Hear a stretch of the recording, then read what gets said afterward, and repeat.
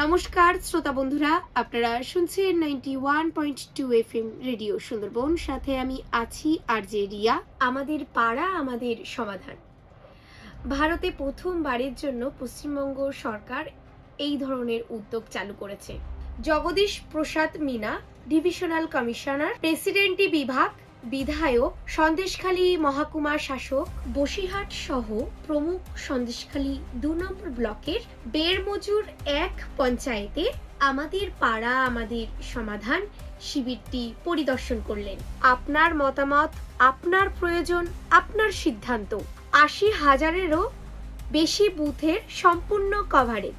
আপনি ঠিক করবেন বুথের জন্য বরাদ্দ অর্থ ঠিক কিভাবে খরচ হবে। বাংলা জুড়ে 2700-ও বেশি ক্যাম্প গঠিত হয়েছে। কর্মসূচির সময়সীমা থাকছে 60 দিনের ক্যাম্প, 30 দিনের প্রশাসনিক মূল্যায়ন এবং 90 দিনের বাস্তবায়ন শুরু। শুধু তাই নয় বন্ধুরা, ক্যাম্পে সাধারণ মানুষের জন্য দুয়ারে সরকার ডেস্ক থাকছে। বন্ধুরা, 3টি ক্যাম্প নিয়ে একটি করে ক্যাম্প আয়োজিত হবে।